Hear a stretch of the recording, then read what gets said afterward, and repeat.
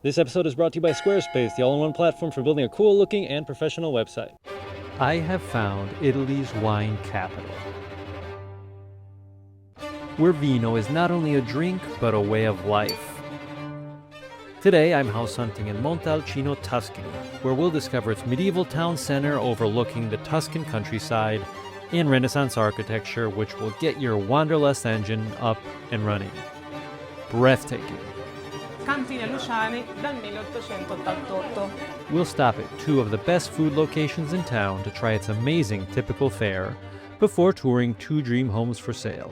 Your own personal wine chapel, an ancient palazzo with a wine cellar, and a rustic villa in a vineyard.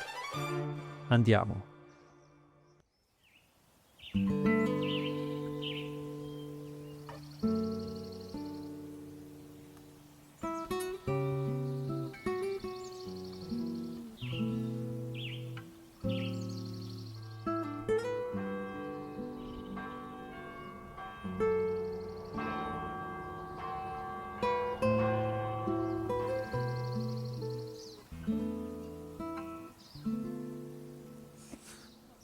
Good morning, guys. Today I am in the Val d'Orcia in a beautiful town called Montalcino. Montalcino often gets overlooked. It seems like the smaller brother of Montepulciano. It is one of those stereotypical Tuscan towns which is focused on wine, it's focused on the good life, and it's focused on very old buildings and a very beautiful historical center. Well, today I'm here because I want to experience that. I found two beautiful dream homes to show you, one in town, one outside of town, and it's a beautiful day. Let's go see Montalcino. Montalcino rises proud above the Val d'Orcia, on a location where there once stood a Roman temple. It's a town of around 5,000 inhabitants. My itinerary today brings me to its main monuments, starting at Piazza del Popolo, the main square and crossroads for both locals and visitors. It's the heart of daily life, where friends meet up for a cafe or gelato under the gaze of Palazzo dei Priori, a 13th century medieval palace. The atmosphere in the spring is, as you'd expect, oozing with vibes of the Dolce Vita. An interesting monument is the Column of the Wolf, built in, wait for it, 2012. Our next stop is to the Church of St. Augustine, another 13th century construction. It's a prime example of Italian Gothic architecture. Noteworthy is the beautiful rose window on its facade. Peeking inside will give you a glimpse of various affrescoes of the 14th and 15th century, but the most beautiful aspect of the complex is its cloister.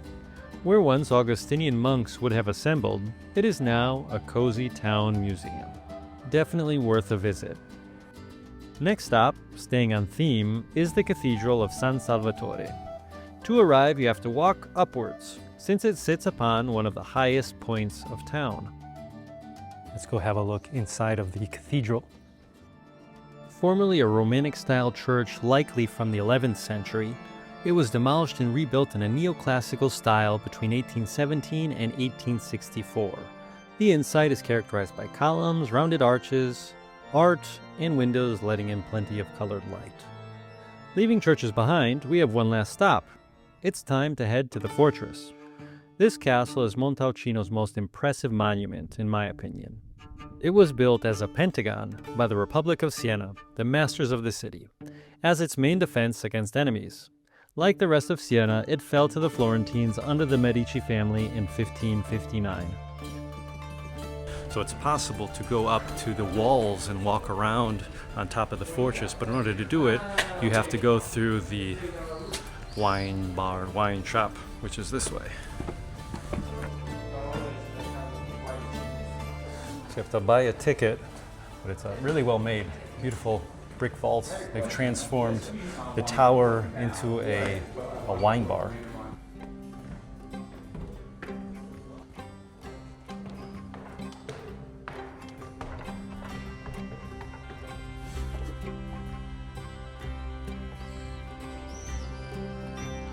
So the castle is great just because you have views of the Val d'Orcia, which is a UNESCO World Heritage Site, probably one of the most beautiful landscapes in the world.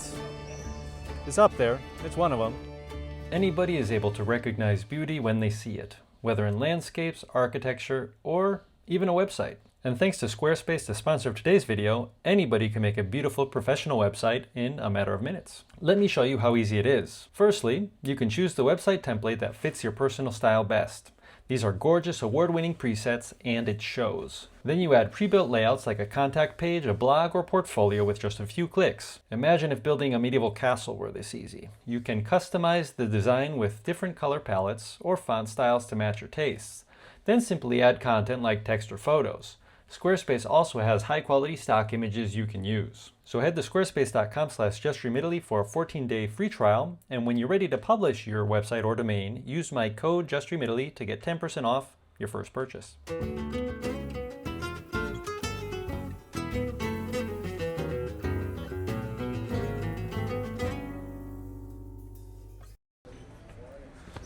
Our first stop is breakfast in an enoteca, which is a wine cellar, kind of like a wine tasting place. At breakfast, I say that jokingly because I skipped breakfast today to have wine and whatever they'll be serving us in there. But this is our first food stop for today. Ciao! Okay. Ciao Marco, buongiorno, benvenuto. Buongiorno, Prego. grazie. Eccoci qua. Allora, ti faccio conoscere la nostra realtà. Ok? Noi siamo la Grotta del Brunello da agosto 1985, dove mio marito Giancarlo Luciani e i suoi fratelli hanno scavato la cantina di casa e l'hanno fatto diventare la seconda enoteca a Montalcino. Noi vendiamo prodotti tipici di Montalcino, Sì. come i nostri salumi che vengono soltanto da Montalcino, i nostri formaggi da Pienza, direttamente dal produttore alla nostra tavola.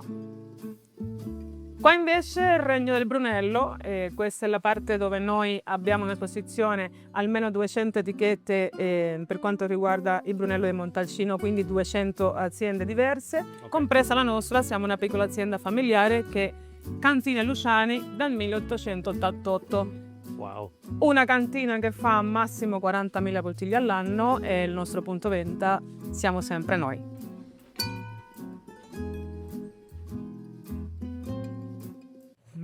Allora, eccoci qua. Wow. Vi presento il tagliere della grotta. Perché tagliere della grotta? Perché è il tagliere che ci rappresenta di più. Allora, qui abbiamo il nostro prosciutto crudo, il nostro salame toscano, il capocollo, mozzarella, tartuffe e cinghiale e la finocchiara. Poi abbiamo dei crostini con il classico crostino toscano, quindi fegatini di pollo. E di qua invece una crema ai peperoni. Abbiamo un semistagionato di Pienza in buccia rosa che viene accompagnato da confettura di perezzenzolo. Poi abbiamo anche il nostro crostino con pecorino di Pienza sempre fresco con il nostro lardo di colonnata. 2 verdurine sott'olio e i nostri pomodorini secchi, signori. The presentation is just amazing.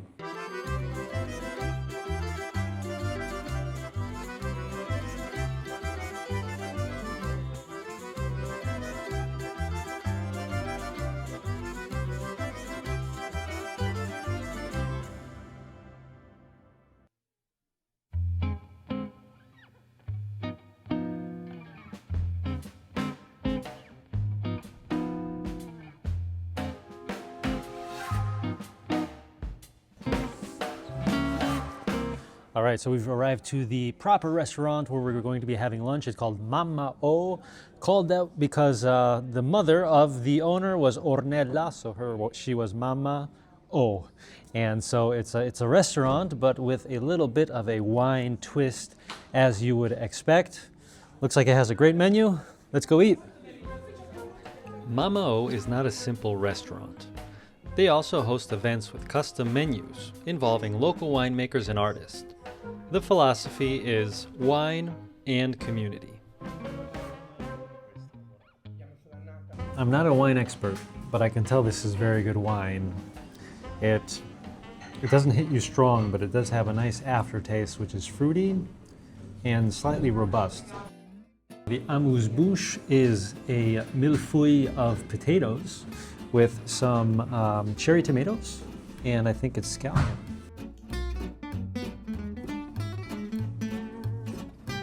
Tastes like an omelet. So we have here for entrees, this is squid carbonara style. And I'm interested in how that's going to taste. I've never seen anything like that. A unique combination of flavors for sure. Then I have a grilled octopus sandwich with a homemade mayo.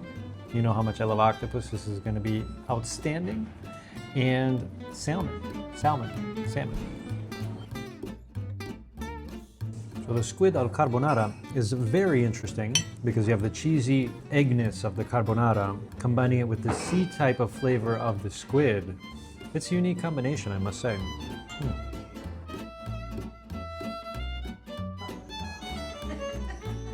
Salmon is really good, it's refreshing.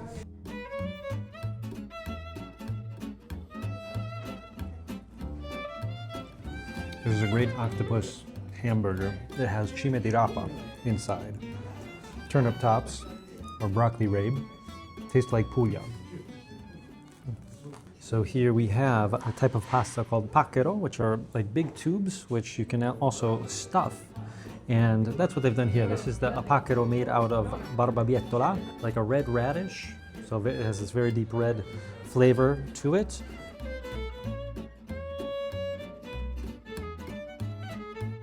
It's very unique, very earthy. Actually, a great dish, I think, for the spring.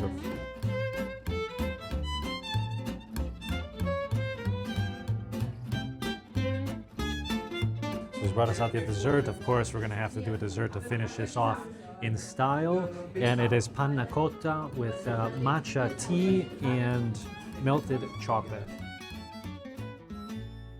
So if you're in Montalcino, check out MammaO. Really good food here.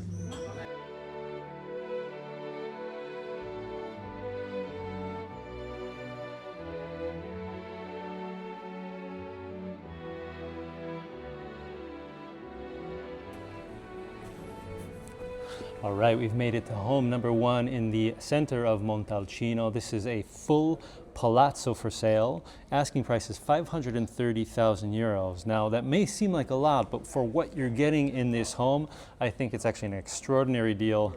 It's this whole palazzo behind me, including a garage, which you almost never get in a historical center. The living spaces are around 200 square meters total. You have 100 square meters on one floor, 100 square meters on the top floor, and then there's another 100 square meters, obviously, on the ground floor. Very special characteristics. We're in Montalcino, and so everything is about wine. You'll see that this home is also concentrated on wine.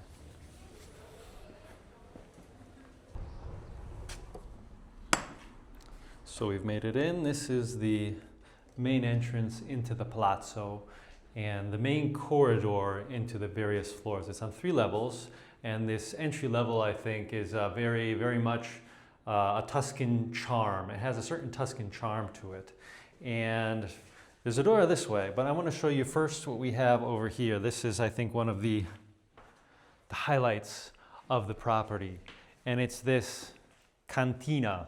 And not a small cantina, this is a cantina, so a wine cellar of 30 square meters. Massive ceilings with these revealed beams and the revealed bricks along the walls, but also just a selection of wines and wine bottles from decades ago. And there's some really old ones along the wall, and so that's just impressive. Montalcino is a wine city, and so having a space like this really speaks to the character of the city itself. We're not only here for the property, but this is culture inside the property, and just wine bottles galore here. But it's not only that side. Being 30 square meters, it's a big wine cellar, and we have these cute little spaces under here as well. I particularly like this spot, which is kind of like your own personal wine chapel. I don't think I've ever seen anything like this. It even looks like a kneeler, but interesting space. And then a similar space over on this side. And this is more of just like your classic small wine cellar where you keep your old bottles stored up for those special occasions. So this is the wine cellar of the property. This is one of the high points, of the many high points, I think, of this property. You even have wine bottles up here along the walls, so If you come and live in Montalcino, you better love wine. Come back out because something that's very special as well about the property and that you almost never find when you're in a historical center is this. So, a garage. In historical centers, especially in these borghi, these medieval towns, you almost never get a garage. And so when you find one, you're like, this is almost as special as a wine cellar, I want to say, which sounds weird having a garage, but it's unique. And so this is a really old door, which you have access from the outside. Obviously, you can bring in your cars. You can do whatever you want with this space. It's a really big space, and it is historical. You can see the beams up on the ceilings. It's obviously a structural part of the property. 50 square meters. So this is a very, very big garage as well. So from here, I will start taking you up to the living spaces. Like I said, there are various entrances on the facade of the building, but this is probably the main one. And it's not a banal space. It's not just a space of passage. You have these arched ceilings going all the way up, these beautiful stone steps, and this kind of wooden railing with the cast iron holding it up. Just very, very Tuscan, very charming. All right, we come up the stairs onto this first floor. There's two main living levels, this first floor and the second floor. Something else that's very special about this home is that, like we had with the garage, something very rare that you almost never get in the historical centers of these old medieval cities, and that is an outdoor space. So this is an internal courtyard, and a big one at that, where you have views of the internal facade of the property. It's all this right up here. You can see that typical stone that the building is made out of. So something really old world charm here in Montalcino. And this is just a useful space to come out and enjoy a bit of fresh air. Now, we start with the actual living space of the property. So, first floor, don't think that this is everything. This is not everything. This is actually not even considered the main part of the Palazzo. We enter into this internal area, which is kind of you can call it like a dining room, which gives you access to the other areas of the property, right? We'll come back to this, but first I want to show you the first room that we have here, and it's this studio. Very beautiful. We have the herringbone floor wood, which is very historical. We, of course, continue to have these massively tall ceilings, some revealed brick on the walls, and of course, this is the window looking out onto the street below, the Corso of Montalcino. It's a fantastic location. Now we'll come back this way and I'll tell you a bit about the rest of this side of the property. So something unique, I think, and they've done it very well, are these windows letting in light from the outside. Even though it's an internal room, they've opened up this wall and they have these beautiful wooden windows with the cross. The cross is going up and down. I don't know the technical term. Write in the comments if you know what these are called on windows. But we have the outdoor space on the inside of the property, and that comes through here and illuminates this area as well. Now I'll show you another special room about the property. And this property is just full of surprises. Like, I'm in love with with this building that we found here in Montalcino. You have your own little bar. So obviously you have all of that wine downstairs that you're saving up. And this is the little area where you can come and enjoy that. If you're not drinking directly downstairs, you have your own little wine bar, wine tasting area upstairs. So this is a cute little space. You even have the beams up on the ceiling, this kind of cross-section beam going up this way. Architecturally, a very cute space. Also the fireplace here. It's a cozy room. So I'll take you back out now. And we have some rooms that I need to show you here. Not the main bedrooms yet. Those will be upstairs. But once again, this is an internal bedroom, another studio, let's say. Same view that we had onto the Corso down below.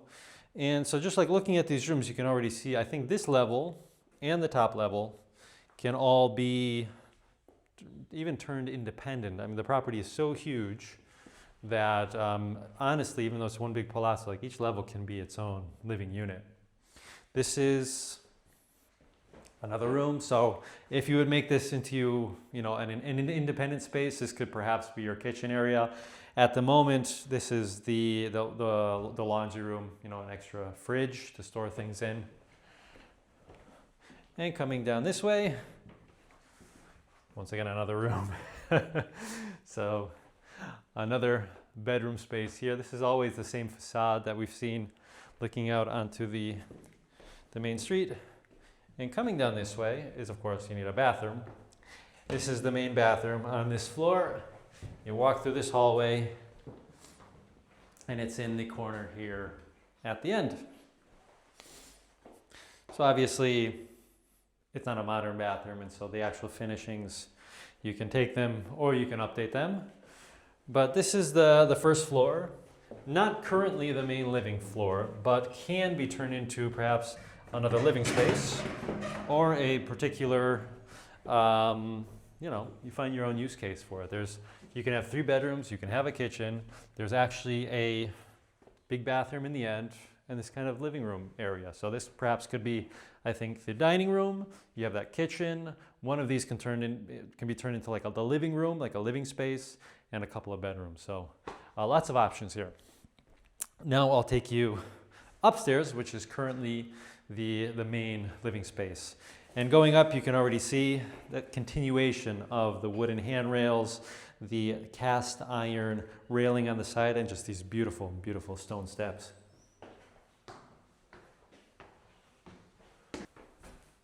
And that brings us to the top floor. This floor, like the other one, is around 100 square meters. So each of them has around the same amount of space in it. You can see here beautiful doors, windows with cast iron, gorgeous little detail. When you enter in here to the right, it brings you into the kitchen. And so it's a cute little kitchen. It's actually in great shape, fits the space very nice. You can see high ceilings here as well, this nice little arch on this dividing wall. And this is a window which gives you a view onto your internal courtyard that we were down in before. And these stairs lead you into the space under the rooftop, and so very useful for storage purposes. And so this is where you have your table set out. It's a very spacious kitchen, very complete. And then from there, I think it brings you into the main big ample living room area, which I think is the highlight, the centerpiece of this top apartment. So where you have your couch, you have 2 windows looking out onto the corso below, but from 1 floor up. Once again, the very high ceilings with the revealed arch, the Cotto style ceramic tiles on the floor are very nice. And obviously this has been furnished with this old furniture here as well, all in very solid wood, all very historical antique items, which are very nice. Take you now this way. So this is the apartment that's the lived-in space at the moment. And so this is where we have the main bedrooms and other areas. So we have this corridor, which lets you kind of navigate to the different spaces. I'll bring you here first. And this is the bedroom. I wouldn't say maybe the main bedroom, one of the main bedrooms. Once again, a very big space, 2 windows looking out. You kind of open up your shades in the morning and you can get some sun here. You can look down onto a bit of the activity of Montalcino. Really beautiful. This has herringbone floors as well, like the ones that we saw downstairs. It's a big corridor. There's enough space to have an armoire in it, and there's even a light well letting in light there from the ceiling as well. There's a door there, which is a closet space, but then on this side is the second bedroom. And so once again, very big bedrooms, enough to have 1 bed here and then a sofa bed over that way. These 2 windows are looking down onto the courtyard as well. So we're on this back side of the facade. And then over here is the bathroom. Cute little bathroom. Not the most modern, but it's totally functional, totally habitable. And so this is the property in the center of Montalcino. We'll go down now back outside and we will go to the property on the countryside. Andiamo.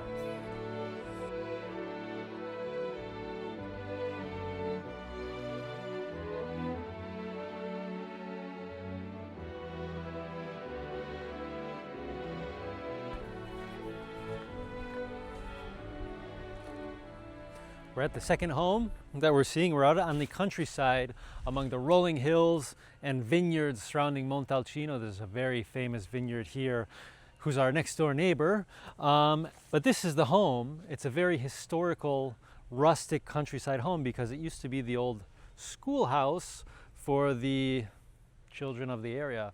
And so you really have this historical feeling when you're inside, which I want you to experience when we go in.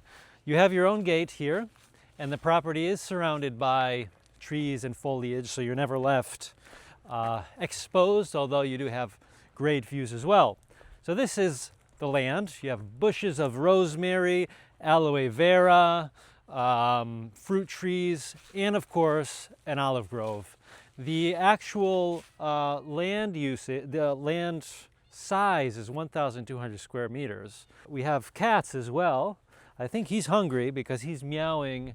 He's been meowing at me ever since I got here, but you have cats, which are which are nice. Just a really beautiful atmosphere out here. It's very calm. You don't have any neighbors, and it's, I think, a place where if you're looking for peace and tranquility, this could be the one for you. This here is our artesian well, which will provide you with plenty of fresh water. And the home, you can see it's very old stone. We have beautiful wooden shutters for the windows. And here in the end, so this is the main entrance to the home right here. But here in the back, we have a pergola, which is very nice, even some grapes growing up it. Normally you would put drapes along it or some kind of cloth to block out the sun, and you can eat out here and just have a wonderful grill out with your stove and eat with your family. Just a great atmospheric element of the garden. And here's the home. So the home is 120 square meters inside, 2 bedrooms, 2 bathrooms. Although one could be considered a third bathroom, third bedroom, I think it's interesting. The asking price is 350,000 euros, which is a very good price for the area, especially considering the environment around it and the qualities of the home. Let's go inside.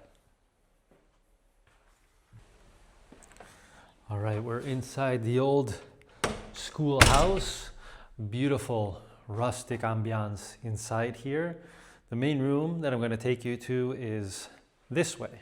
So this is the main living room, and it's a cozy one because we have here in the back this beautiful, massive fireplace, which during the winter time you can heat this up, warm up your hands, even cook on it, make a big pot of Tuscan stew. The home is heated by gas, of course, but you know, during the winter, warmer months, cooler months, this is always a pleasure. Now, this was the main gathering hall of the school when it was a school back in the day, but now it's more of a dining area, kitchen area. So dining, this is where you have the actual kitchen furniture built into the walls. It's structural, which is something very typical of rustic kitchens here in Tuscany, and it's charming. Obviously, everything is functional, but you would want to modernize it perhaps with some more modern pieces, right? Appliances. But this is, so the kitchen, main living space area, let's say, main living room of the property. But we're not yet going to the bedrooms because for the moment, if that's the living room, dining room, this is the actual sitting room, I believe, here. So we have kind of the couch, goes all the way here towards the end where you have a beautiful view out onto the vineyards surrounding the property. Just gorgeous, lots of light coming in here. And so if you do have to work, you have a desk set up, you sit in front and you watch the birds chirp and fly in front of you and just enjoy this rustic Tuscan countryside.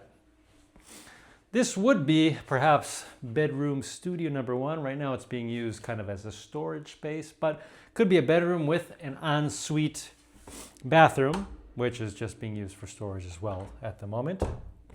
I'll take you to the other bedrooms, which are out this way. So whereas that's the kitchen dining room, this brings you into the night area, entering under this beautiful arch. At this end, this is the front end of the home, that's the other end. This is the bathroom. It's a full bathroom, shower, there's a toilet here, bidet, sink, and next to it is the bedroom that's associated, let's say, with that bathroom. Well-sized bedroom. I've seen smaller ones. You can see the tiles throughout the home are this graniglia old style tiles, which are all very nice. In some of the other rooms, you have more of a cotto style ceramic tile. Here is bathroom number 2 on this side. So you actually have 3 bathrooms in this home, which is nice. 2 on this side. Full bathroom here once again. And the final bedroom. Beautiful views into your own personal olive grove out there, and very luminous. So we have big windows all throughout the property, big ample space. You don't hear a thing, just a bit of the wind and a bit of the birds and insects. So guys, I hope you liked this episode. Like, subscribe, comment below. What did you think of Montalcino? Check out my Patreon if you're interested in seeing a home being renovated in Arezzo, www.justfromitaly.com if you haven't seen it yet. And ciao, I'll see you next time.